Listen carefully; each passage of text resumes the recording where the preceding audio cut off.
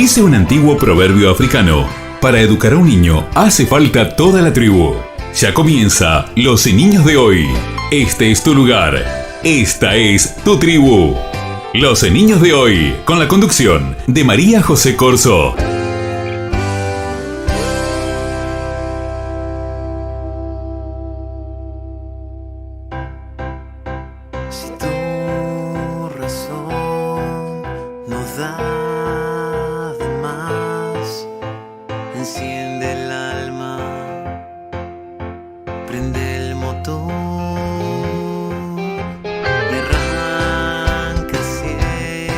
Muy buenas tardes a todos y bienvenidos a Los Niños de Hoy. Mi nombre es María José Corso y vamos a compartir juntos este espacio. Estamos en Facebook, Instagram y también YouTube. Nuestra fanpage en Facebook es Los Niños de Hoy. En Instagram nos encontrás por Tribu de Hoy. Podés disfrutar nuestros programas en nuestro canal de YouTube. Búscanos por Los Niños de Hoy. Saludamos a todos los que nos escuchan por la radio El Mojón 66, que nos retransmite desde la capital del país. Los Niños de Hoy. Este es tu lugar. Esta es tu tribu.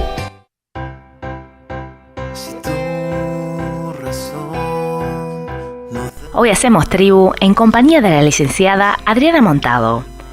El tema de hoy: adaptación y resiliencia. Les presento a nuestra invitada.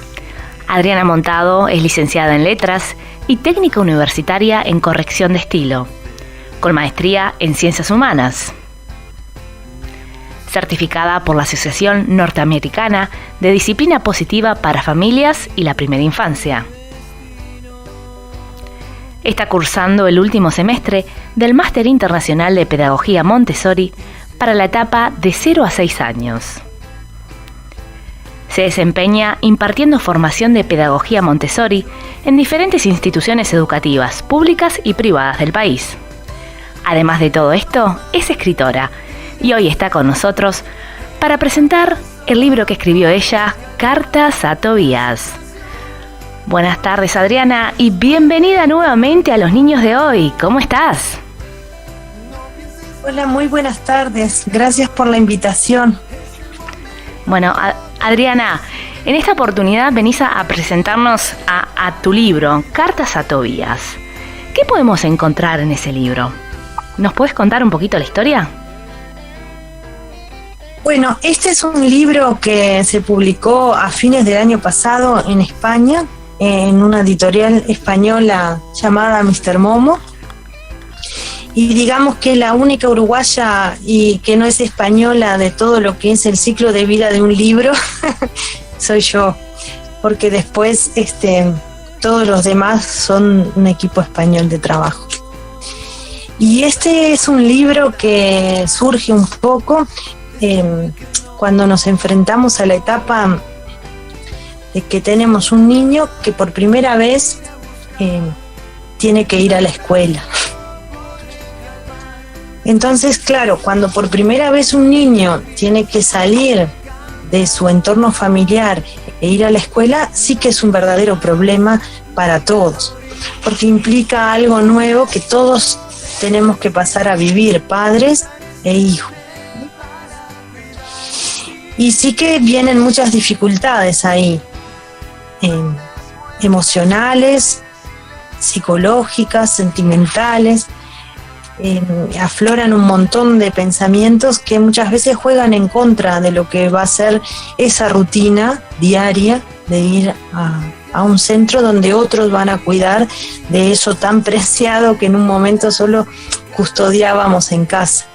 Entonces, bueno, Cartas para Tobías propone un poco esa realidad, o nace desde pensar eso, ¿no? Cómo enfrentar esa situación de una forma respetuosa para el niño, pero que al mismo tiempo ese niño vaya a la escuela, ¿no? Que no lo mantengamos en la casa como lugar seguro y de cuidado, o posterguemos esos comienzos. que son necesarios para todos, en definitiva. De la adaptación escolar es sumamente complicado tanto para el niño como para las familias, porque son los primeros contactos con la institución educativa, con el proceso de aprendizaje, y ese de a poco ir trabajando el desapego, el te dejo con esta persona que te va a cuidar, que es de suma confianza y demás, que es difícil tanto, insisto, para la familia como para el niño, ¿no? Y esto después, estos procesos de adaptación van a acompañarnos a lo largo de toda nuestra vida, tanto en la adolescencia como después de adulto. Qué importante es poder forjar una buena experiencia en estos primeros pasos de adaptación, porque después nos va a tocar adaptarnos al liceo, a un nuevo trabajo, a relacionarnos con otras personas. Sí, pensándolo desde la concepción, digamos, del libro, desde el ejercicio puramente de la escritura, la adaptación podemos verla como un factor totalmente natural de nuestra especie y de toda especie animal, ¿no? Acá es muy darwiniano la lectura, ¿no? Digamos que la adaptación es la única condición biológica para sobrevivir, saber adaptarnos. Y eso es un poco lo que se dio cuenta también Darwin cuando hizo ese largo recorrido de años por todo el mundo, ¿no? Sobrevivieron las especies que se pudieron adaptar. Y en esa adaptación hubo una evolución.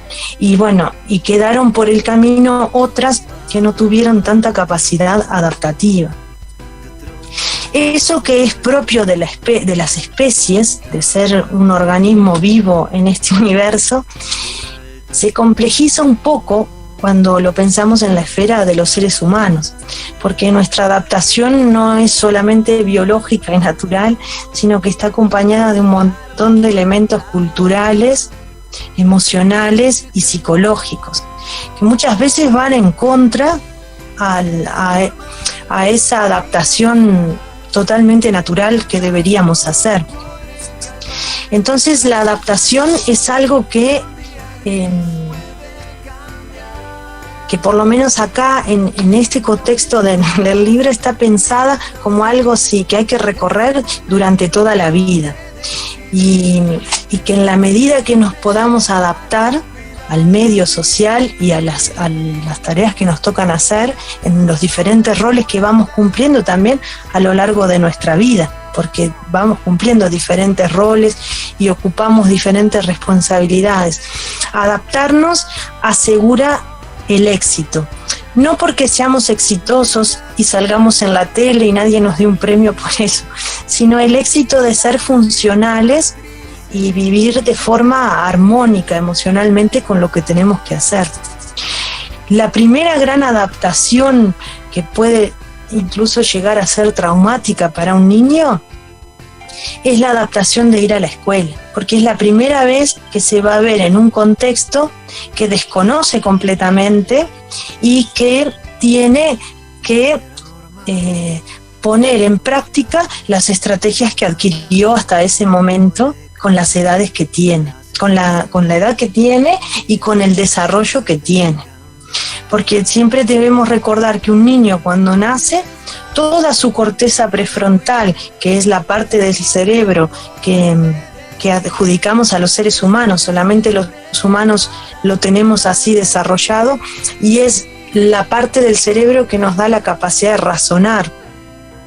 El niño la termina de desarrollar sobre los 4 años. Entonces está en un lugar bastante complicado, porque a los 2, 3 años, algunos mucho antes, ¿no?, se ve por primera vez en un lugar y tampoco tiene herramientas estructurales desde el punto de vista biológico para hacerle frente, ¿no? Entender qué está pasando. Tiene que procesarlo pura y exclusivamente con su cerebro reptiliano, o sea, en un plano solo de las emociones. Entonces, claro, es es algo bien complejo y es algo que en nuestro país, por lo menos, en general, tampoco está preparado para una adaptación que acompañe esa realidad biológica de desarrollo que tiene el niño, porque la práctica común de adaptación escolar en nuestro país sigue siendo en un amplio porcentaje el dejar al niño como sea, llorando, el padre desaparecer lo antes que pueda y bueno, y a fuerza de someterlo a ese shock, lo irá procesando. Por lo menos en la escuela pública esto todavía es lo común. En los ambientes privados pasan otras cosas, por suerte, ¿no? Porque, bueno, tienen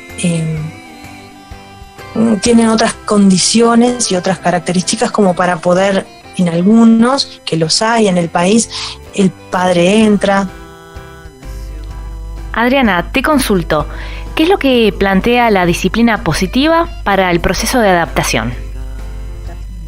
Algunas podríamos retomar que son las mismas que también se hablan mucho en nuestro sistema educativo, aunque claro, después el ejercicio en las instituciones se complejiza un poco por las características más que nada institucionales, no tanto de la voluntad de quienes están ahí, pero recae en el trabajo que los papás puedan hacer antes de que el niño vaya a un centro educativo por primera vez.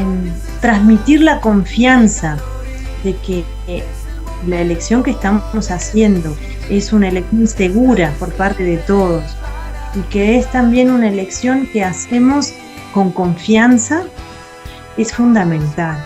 Y esa transmisión se hace desde la palabra, pero también se hace desde la vivencia, de cómo transmitimos nuestra vivencia de adultos ese proceso. Es algo que yo me pregunté bastante, ¿cómo podría ser una adaptación desde la disciplina positiva? Y ahí, después de pensarlo un poco, surge Cartas para Tobías, ¿no? En este cuento la adaptación se da de una manera bastante particular, porque Tobías es un niño que empieza la escuela, no se dice si empieza por primera vez o si es un niño que cambió de escuela, que eso es algo que se vive también como una nueva adaptación, o si cambió de ciudad o si se mudó de país, eso nunca sabemos ni lo vamos a saber. Pero Tobías es un niño que tiene que ir a una escuela que no conoce y que no le gusta, no se siente cómodo y empieza a deprimirse, empieza a cambiar. Entonces empieza a ser ese Tobías que no solía ser. Y la mamá en un momento lo ve así angustiado y decide diciéndoselo, ¿no? Que lo ve, que está pasando muy mal con esta etapa, ve que ir a la escuela no le está haciendo bien, pero que ir a la escuela es su responsabilidad, es algo que tiene que enfrentar, que tiene que lograr hacer.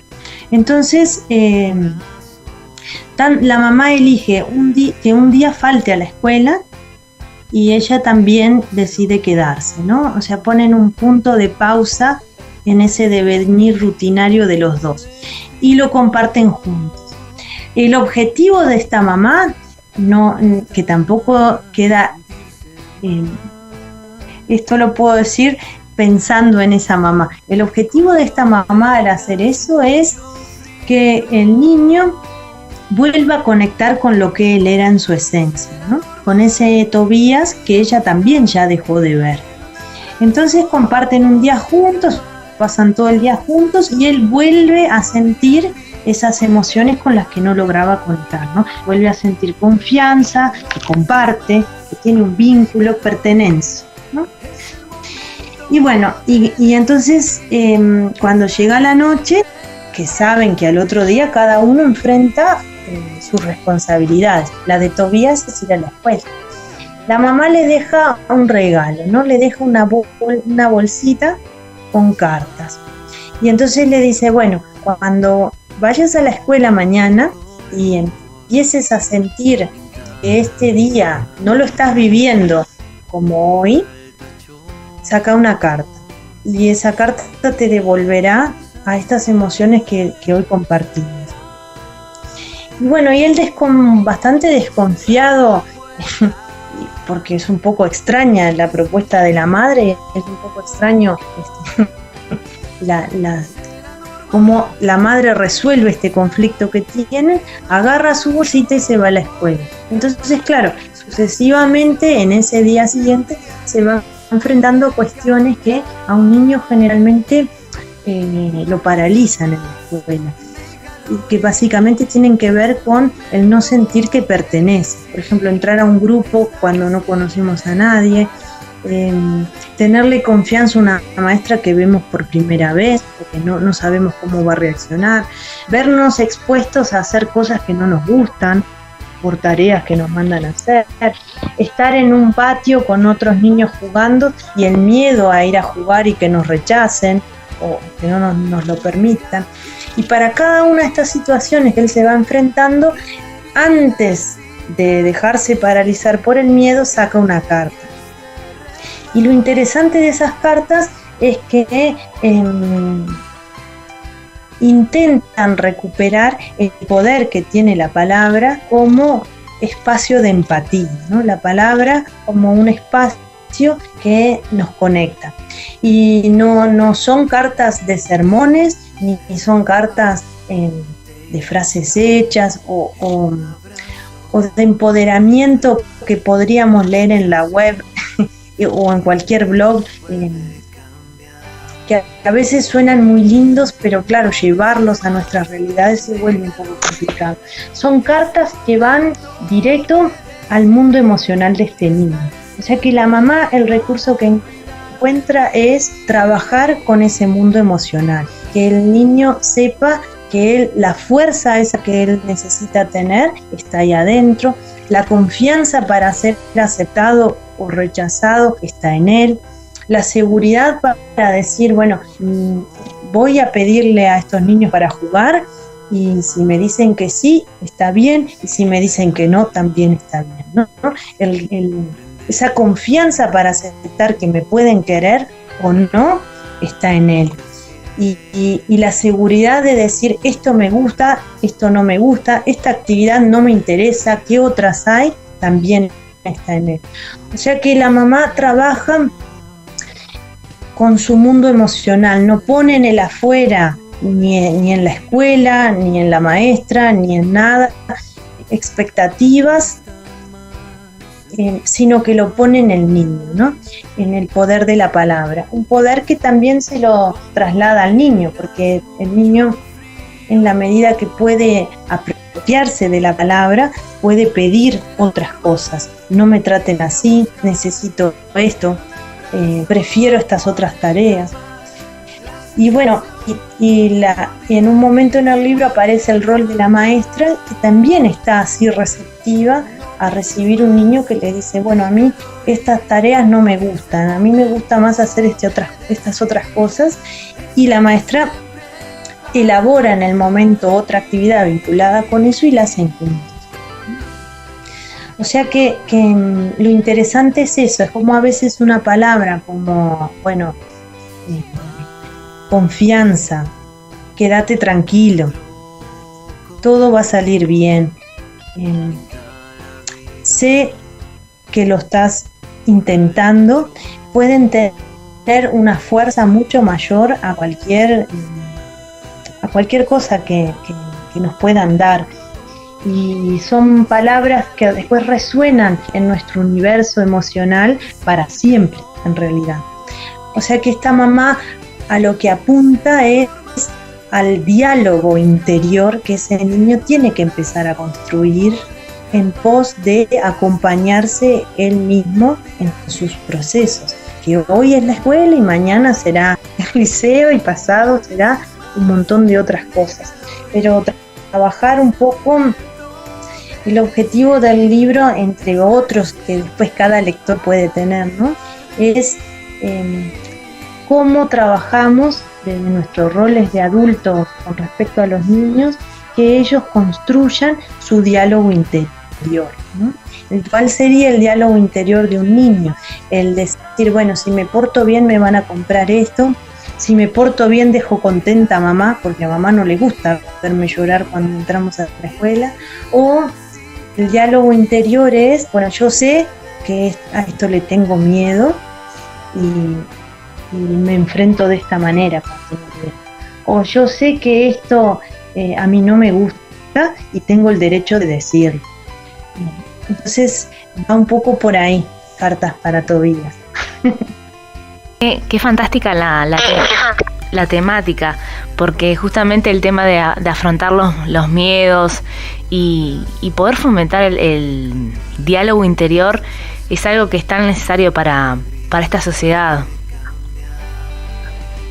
Sí, es algo que la gran mayoría de nosotros llegamos adultos y lo descubrimos en terapia, que teníamos un diálogo interior tóxico, poco sano, cargado de sombras, que en lugar de ser un diálogo interior para fortalecernos, era un diálogo interior para destruirnos. Y bueno, y hay que reeducar eso. Pero claro, algunas personas tienen la suerte de que vienen de familias que el diálogo interior que tuvieron con su padre repercute en el diálogo interior que después ellos van creando y tienen diálogos interiores más sanos, pero no suele ser la gran mayoría, o no suele ser lo más común. Siempre es un diálogo que hay que reeducar de grandes, pero bueno, también es algo que podemos educar desde niños.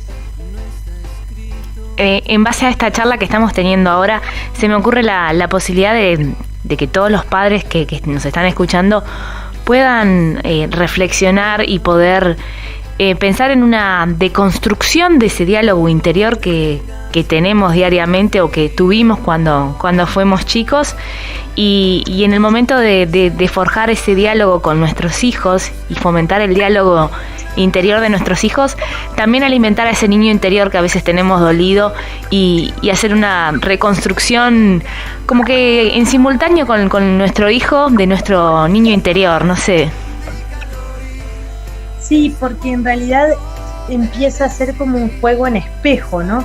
Porque nos damos cuenta que el diálogo interior que queremos fomentar en el niño, cuando resuena en nuestro propio diálogo interior, empezamos a ver qué tan contaminado está. Y esto estaría muy relacionado con estos conceptos más modernos que se manejan del maternarse a uno mismo, ¿no? ¿Cómo podemos maternarnos a nosotros mismos? De repente tuvimos, sí, infancias en las que el adulto no cumplió su rol de adulto, en tanto no fue una figura de contención, de seguridad y de amor incondicional. Y uno llega a la adultez y ese niño herido va a estar hasta que se muera reclamando ese vacío que dejó esa figura de adulto que no cumplió ese rol. Y entonces, claro, acá puede haber toda una rama de trabajo terapéutico, de aceptación y de sanación de eso, pero también esa rama puede aceptar que, bueno, ahora hay un adulto y un niño herido conviviendo en uno. Y ese adulto puede maternar a ese niño herido. No va a ser ya la figura de mamá y papá, pero va a ser la figura del yo adulto que sabe cómo maternar a ese niño herido. Y esa aceptación es sumamente dolorosa, por supuesto, e implica un trabajo igualmente doloroso, de doble aceptación, de que soy yo misma que lo tengo que hacer y de que nunca va a llegar mamá y papá que lo van a hacer. Pero al mismo tiempo, cruzado ese dolor, como todo día de tormentas, siempre sale el arco iris. Entonces siempre hay, al fin y al cabo, siempre está el paraíso después de todo esto, ¿no? Puede llevarnos años, puede llevarnos momentos momentos en que lo suspendemos, porque claro, también hay que tolerarlo el dolor, pero siempre vale la pena atravesarlo. Entonces sí, cuando uno se enfrenta a eso, ve qué mensajes damos para generar ese vínculo interior. Algunos que los toman la disciplina positiva y también se hablan mucho en el sistema educativo es la confianza de que las personas que están allí, en un centro educativo o en un club deportivo, el que fuere, son personas que aman lo que hacen y aman estar con niños. Entonces, cuando uno le transmite eso a un niño, de que bueno, las personas que están ahí estudiaron para querer a los niños, para darles todo lo que pueden y necesita un niño de forma eficiente. Cuando un niño crece con esa confianza, uno podría decir, bueno, pero estamos haciendo crecer niños ingenuos, que vayan por la vida creyendo que todo el mundo es bueno, y no es así, lo cual también es cierto. Pero cuando una persona crece con confianza en el mundo, tengo la convicción por lo menos de que tiene más herramientas para discernir los espacios en los que se va a mover, los espacios sanos y los que no, y reclamarle a alguien que no está cumpliendo con el rol que tiene que cumplir o que sí lo está cumpliendo, porque claro, tiene el modelo de cómo tienen que ser las cosas en los lugares donde está. Entonces, claro, uno puede educar a un niño desde la desconfianza absoluta, que se cuide porque todo el mundo puede hacerle daño, y eso va a generar un adulto que después esté a la defensiva de todo. Pero uno puede educar a un niño que confíe en el mundo y que sepa cuidarse, porque confía en el mundo, sabe cuidarse, y le enseño a cuidarse también. Un poco estamos haciendo niños ingenuos, pero ese niño de adulto no se va a privar como el otro, ¿no?, de amistades, vínculos, equivocarse. No va a tener miedo de eso porque confía en él y confía en los espacios. Entonces la escuela es un lugar donde todos están para quererlo. Y cuando el niño va confiado en eso, reconoce cuando alguien no lo quiere o cuando alguien está siendo hostil y lo dice. Y lo dicen muy claramente con 3, 4 años. Yo he visto niños que... He conocido, por ejemplo, un niño de 2 años que me dijo: a esa escuela no me gusta ir porque las maestras no tienen amor ahí. Tenía clarísima ese niño con 2 años que así un adulto que no le estaban transmitiendo lo que él necesitaba. Y tuvo la capacidad de decir: por favor, a otro lugar quiero ir, no. Entonces, eso es algo que los adultos podemos empoderar a un niño. No es verdad que porque es niño no se va a dar cuenta. Se va a dar mucho más cuenta que nosotros los adultos, porque él está conectado con lo que necesita y en esa frecuencia emocional por los cerebros que tiene desarrollados también, ¿no? Es bien interesante. Adriana, te invito a escuchar un tema musical. Para esta ocasión elegí el tema Resistiré, que tanto nos ayudó a todos los adultos en esta época que vivimos en el 2020, cuando nos tocó trabajar un poquito la adaptación y resiliencia, fruto de la pandemia COVID. Así que vamos a disfrutar este tema y ya seguimos con la charla.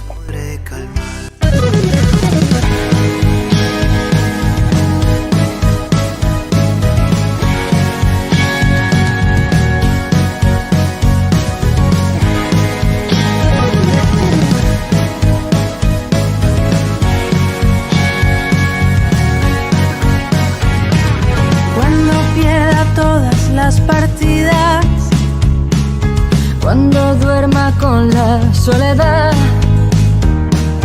cuando se me cierren las salidas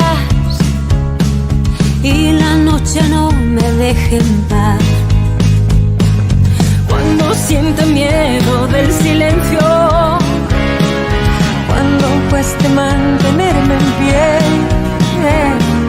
cuando se revelen los recuerdos y me pongan contra la pared.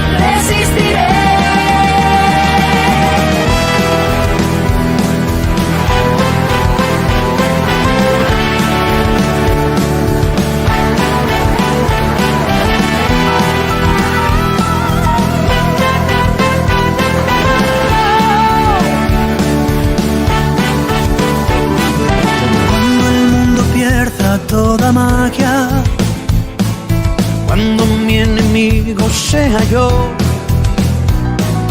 Cuando me apuñale la nostalgia y no reconozca ni mi voz. Cuando me amenace la locura, cuando en mi moneda salga cruz, cuando el diablo pase la factura, o si alguna vez me faltas tú, resistiré erguido frente a todo, me volveré de hierro para endurecer la piel, y aunque los vientos de la vida soplen fuerte, soy como el junco que se dobla pero siempre sigue en pie. Resistiré para seguir viviendo, soportaré los golpes y jamás me rendiré, y aunque los sueños se me rompan en pedazos, resistiré, resistiré.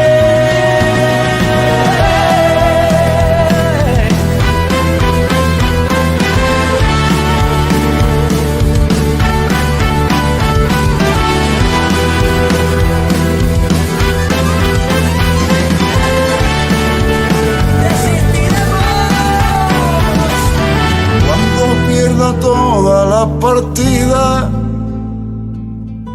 cuando duerma con la soledad, cuando se me cierre la salida y la noche no me deja en paz, resistiré erguido frente a todo, me volveré de hierro para endurecer la piel, y aunque los vientos de la vida soplen fuerte, soy como el junco que se dobla pero siempre sigue en pie. Resistiré para seguir viviendo, soportaré los golpes y jamás me rendiré, y aunque los sueños se me rompan en pedazos, resistiré, resistiré.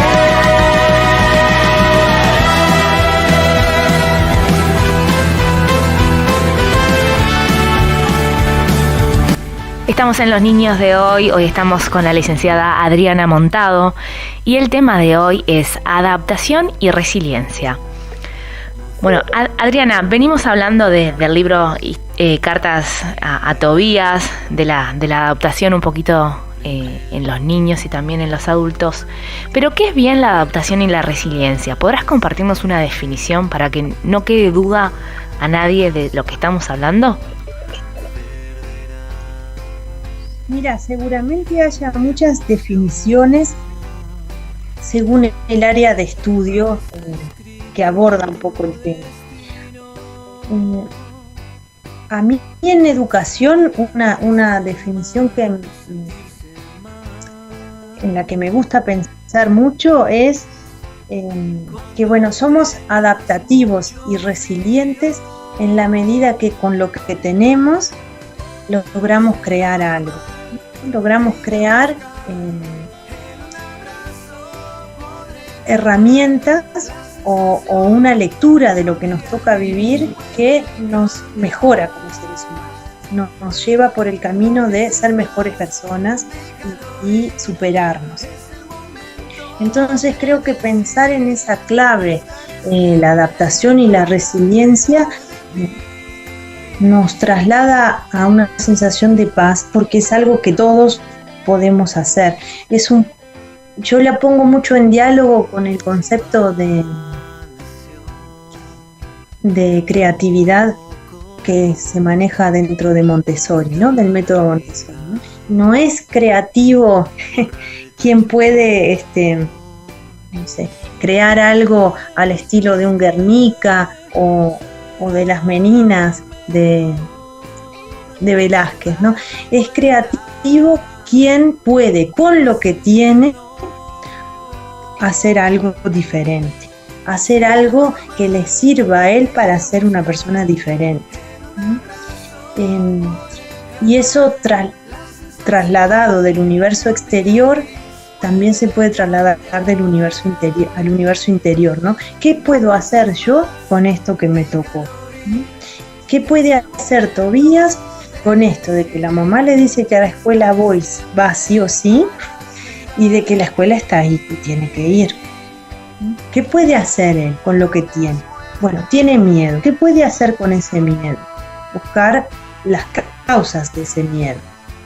Miedo a fracasar, miedo a no ser aceptado, miedo a no cumplir con expectativas. ¿Cuáles son las expectativas? Entonces ahí vienen un montón de preguntas que en el caso de un niño va a tener que trabajarlas y elaborarlas con un adulto.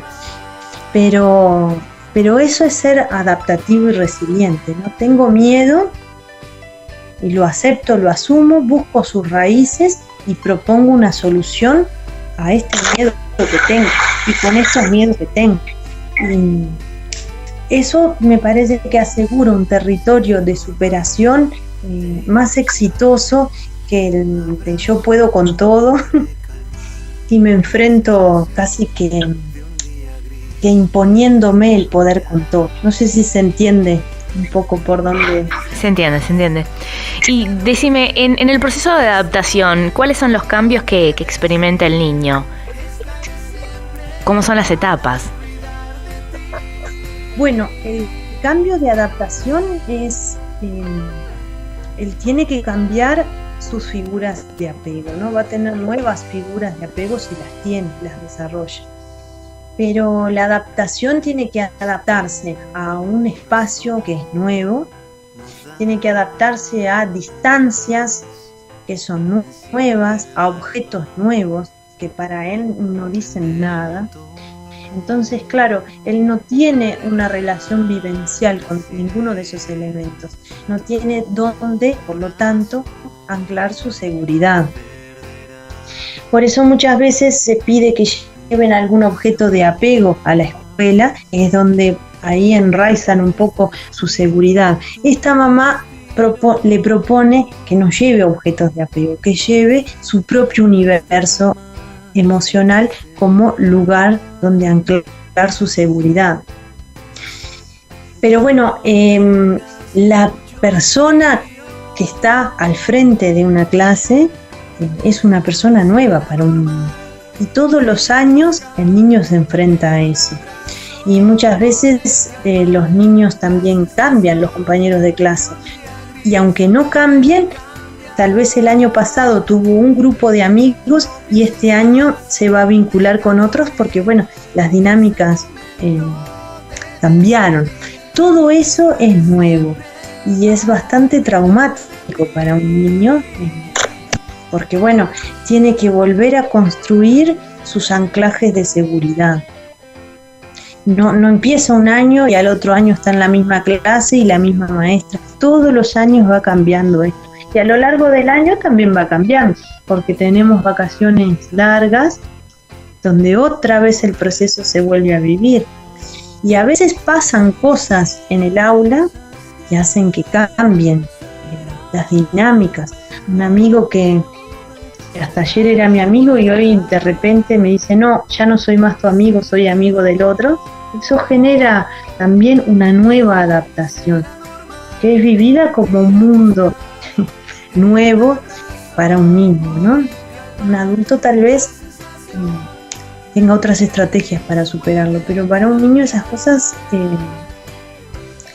son muy intensas. Te consulto, resiliencia. ¿Se nace o se hace? Bueno, no lo sé. Creo que me atrevo a pensar que hay de los dos, ¿no? Me parece que hay una predisposición a ser resiliente y después, bueno, eso creo que culturalmente se construye, se refuerza o se destruye completamente.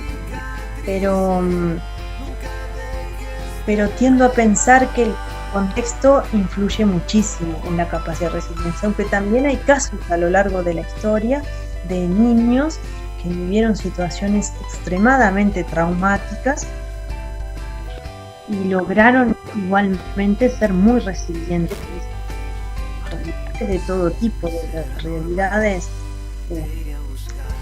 Pensándolo, por ejemplo, en el Holocausto al pueblo judío hay muchísimos casos de resiliencia que son admirables y que uno no piensa en esto, en un papá que le estuvo hablando en el proceso a lo largo de esos días, ni de instituciones que trabajaron muy bien el tema con ellos, pero sin embargo hay una muy fuerte predisposición, tal vez algún elemento en lo que se ancló esa predisposición que vivió ese niño en la infancia, en el contexto de apego, que le dieron el puntapié para lograr salir adelante. Pero creo que si no nacimos favorecidos de esa manera, es una tranquilidad pensar que de nuestro rol adulto siempre podemos trabajar en pos del desarrollo de la resiliencia en un niño, con el lenguaje que usamos, los valores que traen. Es solo de ser una persona honesta, eso, ser una persona tranquila, cómo aceptamos las dificultades que se nos presentan. Todo eso transmite, modela mucho también. Bien. Y nosotros como padres, ¿cómo podemos transmitir la resiliencia? Más allá de con el ejemplo, pero ¿hay algún tips, algún consejo que puedas transmitir? Bueno, es una pregunta complicada. Sí, es complicada, pero viste que es todo un desafío la educación de nuestros hijos. Y teniendo en cuenta que venimos de unos momentos difíciles que nos tuvimos que adaptar en el 2020, tuvimos que todos aprender a adaptarnos y a ser resilientes, en pos de un mundo que tiene cambios constantemente, posibles conflictos grandes que abarcan muchos países y demás. Ahora se me viene a la mente la película La vida es bella, y ese padre resiliente y cómo convivió con ese niño en ese campo de concentración, que pasaron tantas cosas, y qué fantástico sería poder tener actitudes resilientes o poder manejar con el humor que manejaba el personaje principal, el papá, esos cambios tan difíciles. Cosas así se me ocurren. Me imagino que el humor en momentos difíciles deben ser cruciales. Sí, yo tiendo por momentos a querer ver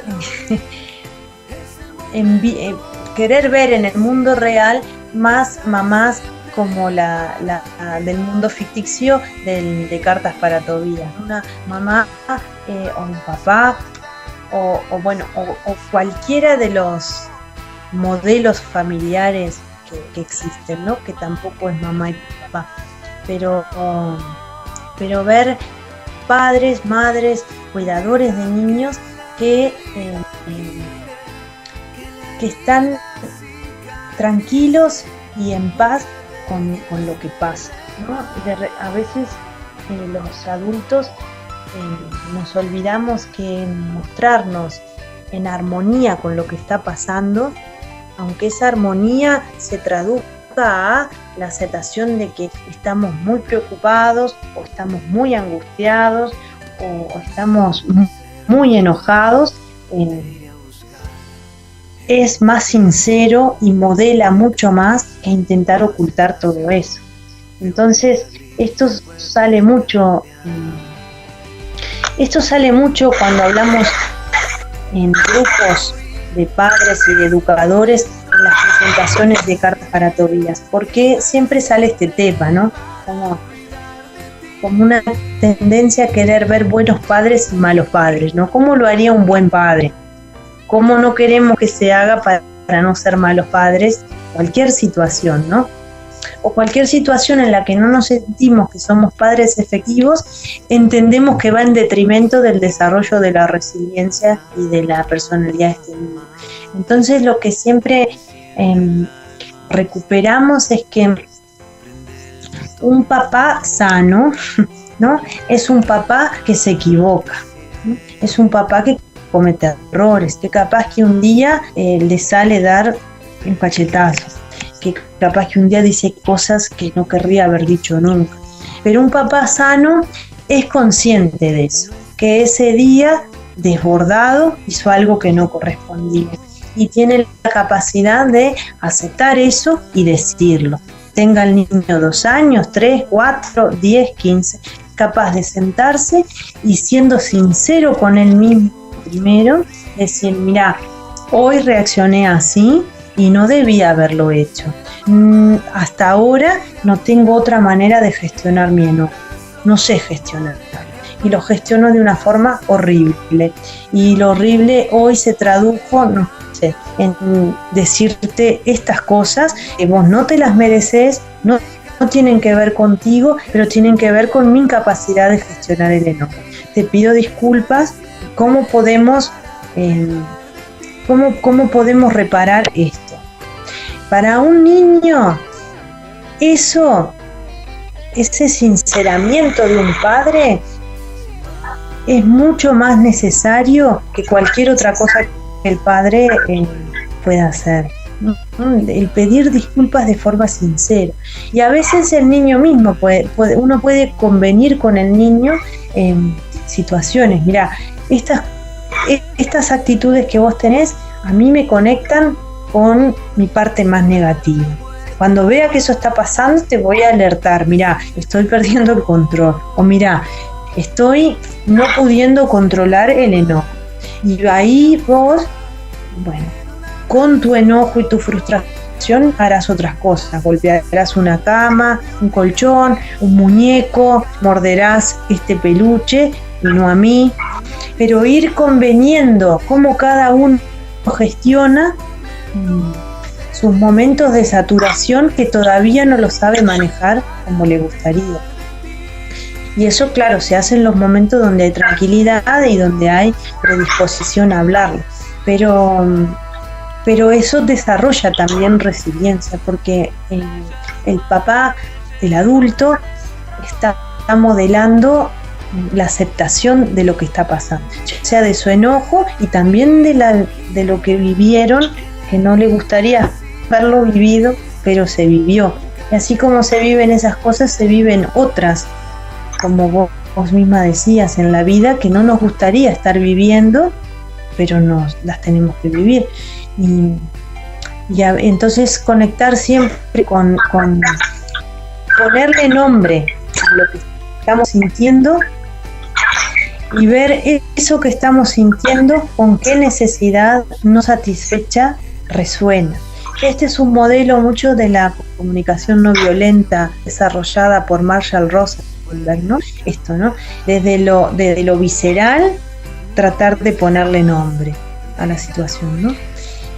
Sin duda me imagino que ahí en eso de lo no resuelto aplica tanto para el niño como para el adulto, porque si el adulto no puede verbalizar y tenemos que llegar hasta la palmada o a elevar la voz y demás, también ahí tenemos que ver en nosotros mismos qué es lo que no está resuelto y qué es lo que nos resuena adentro para llegar a eso, ¿no? Sí, ahí hay trabajo personal para los dos, con la diferencia que uno ya está solo, teniendo que enmendar un montón de cosas de la historia de uno, y el niño está construyendo esa historia acompañado por uno, ¿no? Pero sí. Qué responsabilidad esto de educar, ¿no?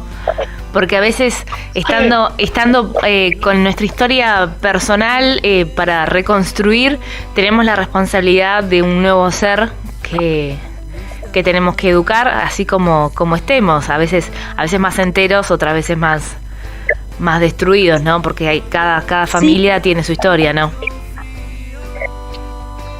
Sí, Freud lo ponía esto de educar dentro de las 3 cosas que ironizaba que eran imposibles, ¿no? Educar, gobernar y psicoanalizar, ¿no? Porque son 3 áreas extremadamente complejas, ¿no? Pero bueno, el camino del conocerse, que en definitiva esto se traduce en el autoconocimiento, ¿no? Siendo sinceros con eso que nos pasa, creo que educa muchísimo. Y en base a lo que plantea el libro y en base a la disciplina positiva, ¿cómo puedo inculcar a nuestros hijos desde pequeño el autoconocimiento y el conocerse a uno mismo? ¿Cómo podemos fortalecer la confianza? Bueno, una manera es cuando al niño le pasa algo, tener siempre este esqueleto lingüístico, sintáctico para decir. Por ejemplo, estás enojado porque querías jugar con ese juguete y lo agarró fulanita. Estás enojado porque querías ir a tal lugar y ya es tarde. Estás muy contento, o sea, ponerle nombre a eso que estás sintiendo, ¿no? Empezar a hacer integración cerebral entre lo que siente y lo que de a poco va empezando a racionalizar de eso que siente. Esa es una manera, ¿no? Intentar que el niño entienda qué le está pasando. En lugar de decirle, ay, otra vez empezaste con el berrinche, ¿no? Otra vez no estás pudiendo controlar. Otra vez estás estás en una actitud descontrolada. Pero empezar a que el niño se haga responsable de alguna manera de eso que siente y ofrecerle una alternativa, ¿no? Si tenemos niños que pegan, que es bastante común, ¿no? Bueno, estás enojado, estás en todo tu derecho de estar enojado, pero estar enojado no te da ningún derecho a pegar. Entonces, si estás enojado, podés pegar acá, podés golpear acá, a mí no, ¿no? Podés enojarte, pero no podés pegarme por estar enojado. O sea, validarle las emociones, pero también mostrarle que yo puedo validar tus emociones, pero eso no te da derecho a que hagas lo que quieras con ellas. Porque en verdad lo que uno siempre tiene que educar es qué hace con lo que tiene. Yo puedo ser una persona que encierra un dolor enorme y eso no me da derecho a salir y hacerle daño indiscriminado a todo el mundo. O sea, ¿qué hago yo con lo que tengo? ¿No? Eso también es adaptarse y ser resiliente, ¿no? ¿Qué hago yo con lo que tengo? Bueno, ¿destruyo o construyo? ¿En qué plato de la balanza decido estar? Y al niño eso hay que mostrárselo desde muy chiquito, ¿no? Tenés derecho a gritar y estar en desacuerdo, no tenés derecho a romper todo por eso.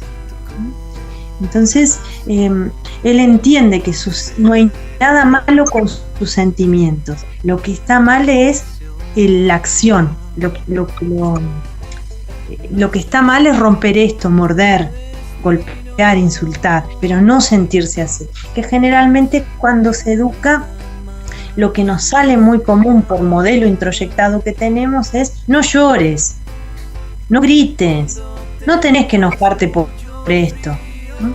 Y la disciplina positiva plantea todo lo contrario, ¿no? Tenés todo el derecho a estar enfurecido y querer pegarle a fulanito porque estás enojado, pero llegar a pegarle de verdad no está bien.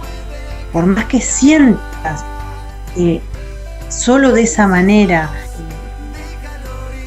podés calmarte, pegarle no está bien. Y ofrecerle alternativas. Eso es un ejercicio muy, muy desgastante para un adulto, ¿no? Porque no tenemos este entrenamiento ni no tenemos tampoco esas alternativas a veces nosotros mismos. Y cambiar el discurso del no. A veces qué difícil es sacar el no en la oración y hacer oraciones positivas. Estamos como que tantos años entrenados con el no toques, no hagas, no te levantes, no subas, no saltes. Qué difícil que se hace a veces. Sí, pero una pregunta que siempre que podemos ponernos de ejercicio es, bueno, si no puede hacer eso, ¿qué puede hacer? Bien, entonces, no podés, entonces le digo lo que puede hacer. Mirá, si querés jugar, jugás con esto. Acá en casa hablamos en este tono de voz. en casa nos tratamos de esta manera, ¿no? ¿Qué le daría si eso no lo puede tener? Porque en definitiva este mecanismo de protección es el que necesita el niño. Es el mismo mecanismo que pone en cartas la mamá de Tobías, ¿no? En el libro, ¿no? Si Tobías no quiere entrar a la escuela, ¿qué le diría? Que no sea una orden, entra igual o no te quedes afuera. ¿Qué le diría? Si no quiere hacer esta actividad, ¿qué le diría? ¿Con qué sustituyo esto?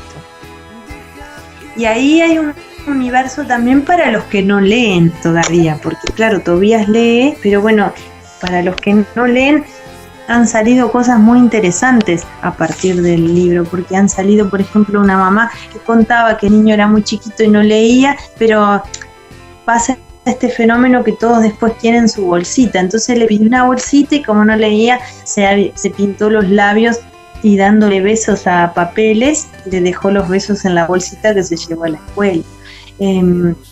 Otros, por ejemplo, dibujaron juntos momentos en los que eran felices y bueno, el niño dibujó algo muy abstracto, por supuesto, y pusieron eso. Otros pusieron perfumes y me acuerdo que de un dossier de España que me invitaron a participar con el libro, yo había propuesto que los más chiquitos pintaran en piedras o en papeles colores que les transmitieran emociones.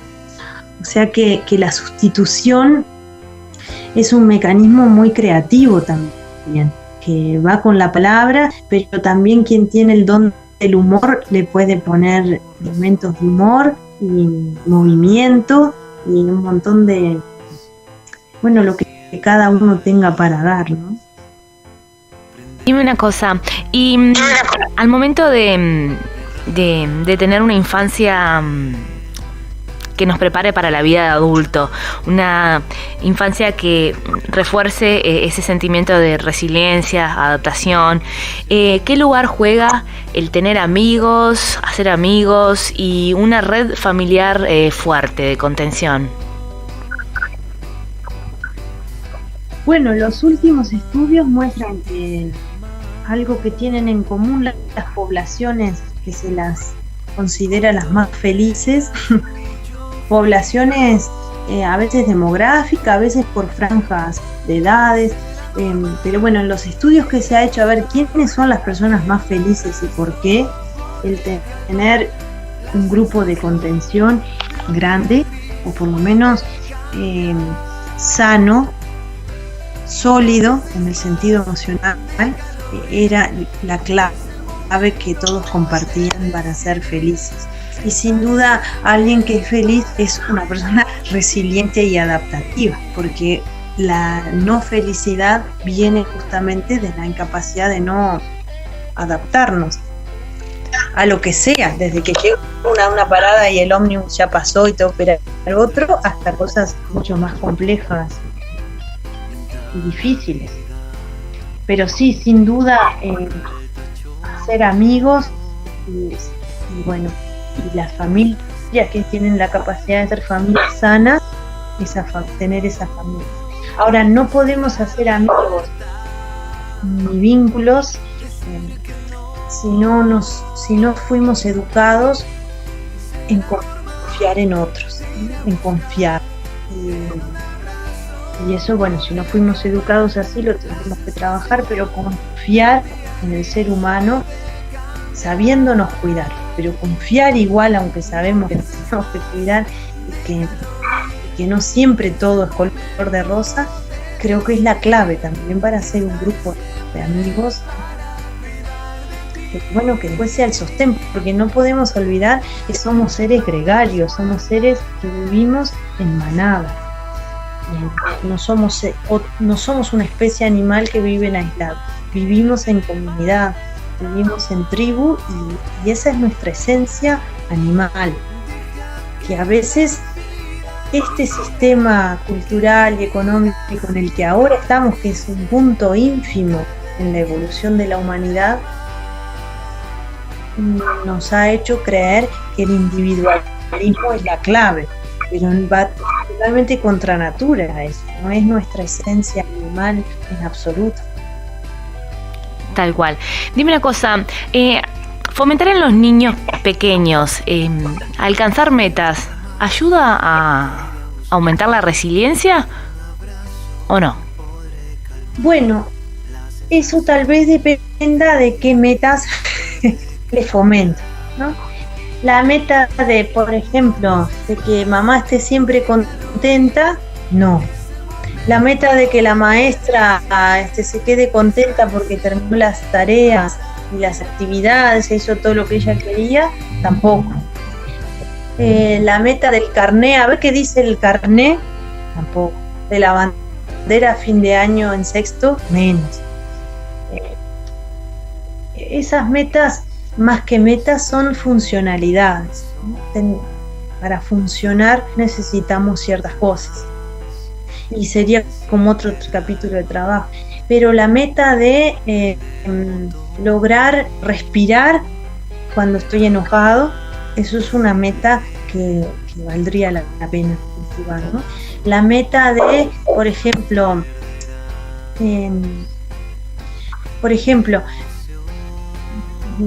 cuando un niño pide muchas cosas, ¿no? O empieza a pedir, porque no todos los niños piden y piden y piden, eso es un mito también. Pero hay niños que en algún momento empiezan a ver que si piden algo pueden tenerlo o no, o que tener está relacionado con pedir a cierta edad. Y no necesariamente por ser pedigüeños, pero empiezan a ver eso. Pero empezar a trabajar en el niño como meta, se dé cuenta si lo que está pidiendo es una necesidad o es un deseo, es una meta importante, porque en la medida que sea una necesidad, él va a compartir responsabilidad en conquistar esa necesidad, y en la medida en que es un deseo, él va a tener que conquistarse a sí mismo. Y un deseo puede ser postergado. Un deseo habla de algo, habla del aspecto de la mente, no habla tanto del aspecto emocional. Generalmente está relacionado con nuestra mente más egoísta, lo que deseamos, no con nuestra mente más humana, colaborativa. Eso es una meta. Yo me acuerdo que en un momento con mi hijo muy chico, cuando era más chico, que tenía 2 años y medio más o menos, había empezado con, no es de pedir, pero sí que había empezado, quiero, ¿no? Y probaba. En realidad el ejercicio que estaba haciendo era un ejercicio de poder, a ver si él lograba con lo que quería, frente a lo que yo quería. Y entonces en un momento hablamos de esto y claro, cuando venían los pedidos, que eran de repente una botella de agua, poco eran pedidos, pero yo le decía, ¿pero eso es una necesidad o es un deseo? Y él, a fuerza de este ejercicio, de que tiene más o menos, desde que tenía 2 años y medio, claro, después, a los pocos meses, me decía, no, la verdad que yo lo que quiero es ver si me gusta. Ah, bueno, pero eso es un deseo, podemos postergarlo. Y así entonces él mismo empezó a autorregularse en lo que pide. O si pide algo, dice, bueno, sé que este alfajor no es sano, pero me gustaría igual hoy comer algo que no es sano. Pero tiene otra conciencia de su ejercicio. Y en un momento había sido una meta. Quería que él se diera cuenta entre lo que era necesario y lo que era un deseo. Entonces, claro, las metas, cuando son metas de conquista individual, de conquistarse a uno mismo,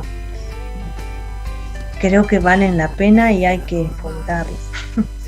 Una conquista sana, una conquista de esos impulsos así, casi irracionales, que son los que nos conducen por la vida y nos hacen arrepentir o decir cuánto tiempo gasté en algo que no debería haberlo gastado.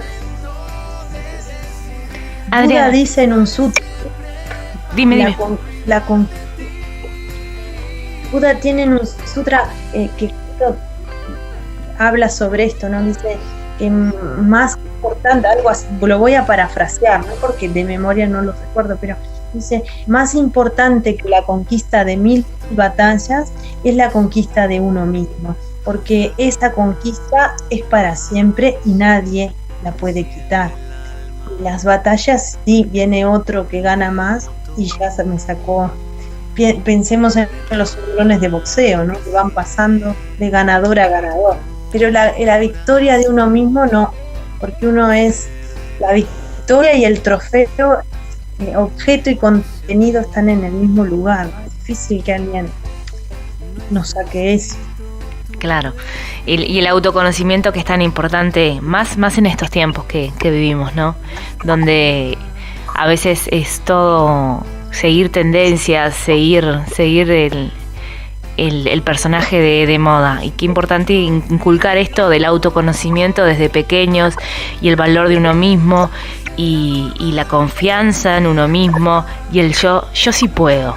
Eso que desde pequeños debemos de alimentar, esa voz interior, y darle voz a los pequeños, escucharlos, sentarlos, darle importancia. Eso es algo que día a día tenemos que trabajarlo. Adriana, hoy justamente estamos teniendo interferencias en la comunicación. Vos estás en Montevideo, nosotros acá en Punta del Este, pero en estos momentos se siente un poco la interferencia. Dime, Adriana, ¿en dónde podemos conseguir el libro? ¿Cómo podemos hacernos del libro? Mira, este libro en Uruguay solamente está en la librería que se llama Trilogía Libros. Y Trilogía Libros está más que nada en Instagram.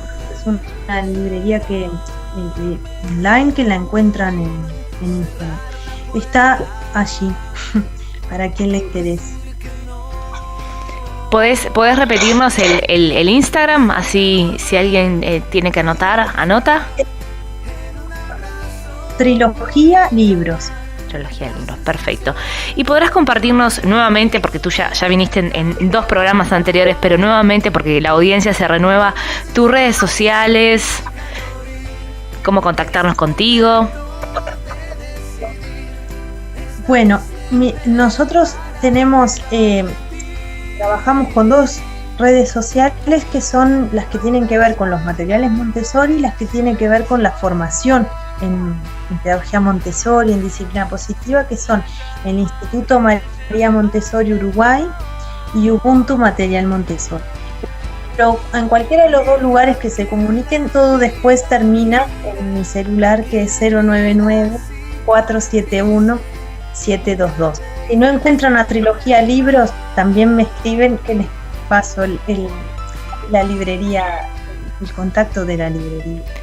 ¿Sabés que una cosita que te quería comentar a raíz de lo último que vos decías? Es que un poco lo que se intenta en este libro es recuperar también la función de la literatura que en un momento tuvo en Grecia, después sobre el siglo XIX-XX. No es que se perdió, pero digamos que otros lugares ocuparon ese centro, ¿no? Y es la función de la literatura como herramienta educativa, ¿no? Hay que pensar que las grandes epopeyas griegas, la mitología griega, modelaba también sujetos sociales, ¿no? Era la forma de educar al ciudadano que se pretendía tener, ¿no? No solo en los valores que transmitía, sino también en cómo se mostraba a ese sujeto. Y toda esta literatura que hoy se engloba bajo el título de literatura respetuosa o literatura respetuosa, va un poco en esa línea, ¿no? ¿Cómo puedo ofrecerle literatura a un niño y que esa literatura sea una herramienta? No solo despejar realidades que ese niño está viendo, sino también una herramienta para hacer frente, que es en definitiva la literatura contenido, y por eso siempre ha sido tan necesaria en la vida del ser humano, ¿no? En una regla en la que existen los mismos problemas que en la nuestra, pero veo cómo se resuelve y después veo si los llevo a mi realidad o no.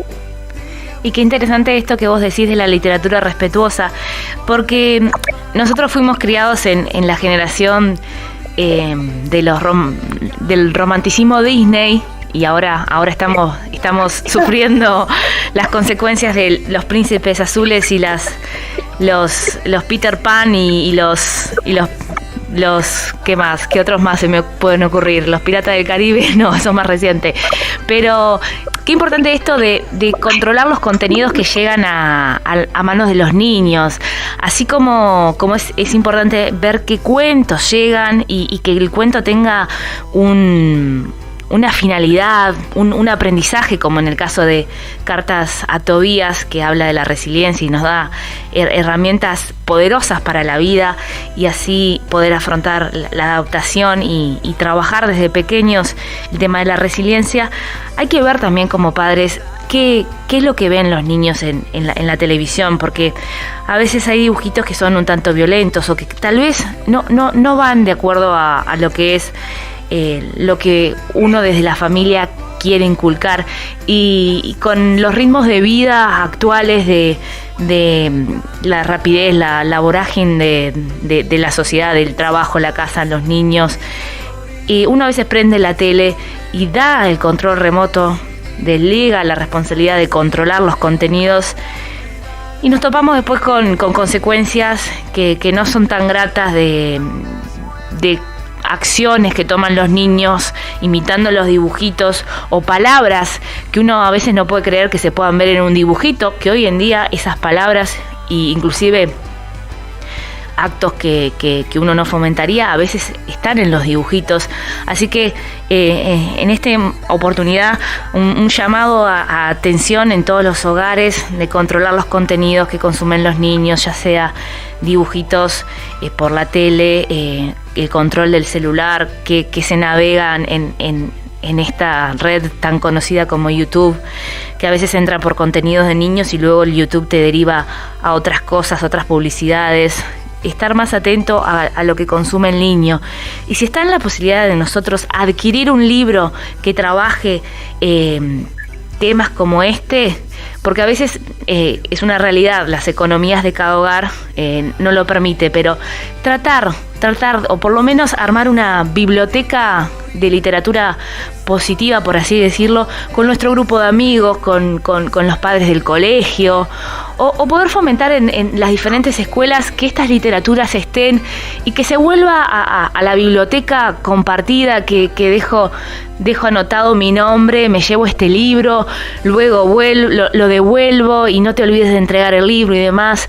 Volver a esto que antes nosotros de pequeños disfrutábamos y no dejar que las tecnologías nos robe esto que le podemos traspasar a las nuevas generaciones, porque ya es algo de no olvidar y de volver a la esencia, volver a ese niño interior que tenemos nosotros, volver a eso que en su momento a nosotros nos sirvió, y porque hayan las nuevas generaciones, no nos olvidemos de esto. Así es, la literatura es una herramienta fantástica y los niños son lectores voraces, todos. Así que si yo le ofrezco literatura que tiene las características de la literatura respetuosa, que es esta, ¿no? Recrean el mismo universo que está viviendo el niño. Tienen ilustraciones de personas reales a las que les pasan cosas. O sea, por ejemplo, Cartas para Tobías tiene un niño, no tiene un animalito al que le pasa eso. Su mamá es una mujer humana, no es una mamá osito que le dice tal cosa. Y la escuela es una escuela real, por supuesto que es una ilustración, pero es una escuela real, no es una cuevita de ositos humanizada. Entonces eso también ayuda muchísimo al proceso educativo, porque el niño está modelando permanentemente. Y entonces con la literatura respetuosa estamos modelando su realidad, y nosotros interponemos un código simbólico de personificación de seres que nunca van a estar en la realidad y a los que nunca les pasan cosas. Estoy interfiriendo en ese proceso de modelado y también de que el niño haga un espejo con lo que está viviendo.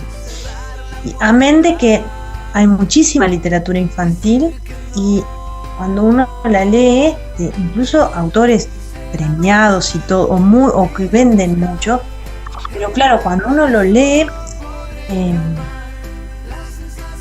no tienen calidad literaria. Esto ya lo digo desde formación de letras, no lo digo como que porque yo tengo un libro escrito, pero digo, hay que apuntar a que el niño lea literatura, no que lea un cuentito entretenido que uno a veces lo lee, no tiene ni siquiera sentido el conflicto, o la resolución es totalmente absurda y no es literatura que apunte a ser absurda, es literatura que simplemente se escribe porque los niños son muy consumidores de literatura, pero en la literatura respetuosa hay material para trabajar así todo lo que es la realidad emocional de un niño. Así como está para adaptación y resiliencia, hay otros títulos para gestionar el enojo, otros títulos para gestionar los niños que sí quieren que se les compre todo y nunca están satisfechos.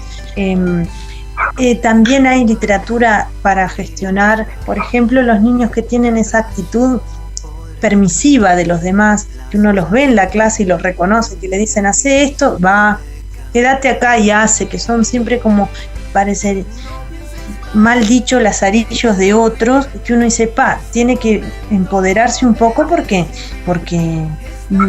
está perdiendo su identidad. Hay literatura para trabajar eso, lo que pasa es que hay que buscarla y llegar, y hay en el país y hay en bibliotecas también, y es un trabajo en comunidad que hay que hacer, tal como dijiste, construirlo en comunidad, pero y la literatura hay que aprovecharla. Adriana, es un patrimonio. Mil gracias por tu tiempo, mil gracias por presentarnos a tu baby literario, por decirlo así, porque la planta ya la plantaste, o el árbol te falta, pero el libro lo tenés. El libro y el hijo están. No sé, ya que hablamos hoy de las metas, el libro y el hijo están. Bueno, ponete las pilas con el árbol. Un momento jocoso antes de terminar la nota. Mil gracias por tu tiempo, Adriana. Gracias por todo el conocimiento que siempre nos brindás con tanto amor. La verdad, un placer tenerte nuevamente en el programa. Bueno, el placer es mío, en realidad es un honor poder compartir contigo y con tu audiencia. Un placer estar con ustedes. Muchas gracias. Bueno, que tengas un excelente término de jornada. Te mando un beso enorme. Gracias a ustedes, beso grande. Besitos, chao, chao. Los niños de hoy, este es tu lugar, esta es tu tribu.